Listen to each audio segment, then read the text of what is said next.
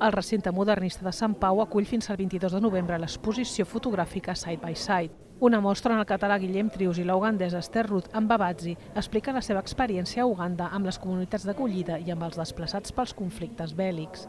Els dos joves fotògrafs van guanyar un concurs convocat per la Comissió Europea que els ha portat durant 15 dies als camps de refugiats del nord d'Uganda per desenvolupar conjuntament aquest projecte fotogràfic. Els fotògrafs van preguntar als refugiats què es van endur en marxar de casa i a les comunitats d'acollida el que trobarien a faltar si haguessin de fugir.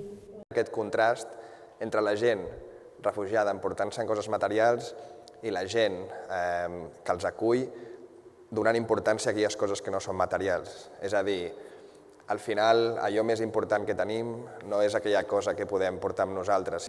Durant el viatge van poder observar in situ els projectes finançats pel Fons Fiduciari d'Emergència per a l'Àfrica de la Unió Europea i conèixer els beneficiaris.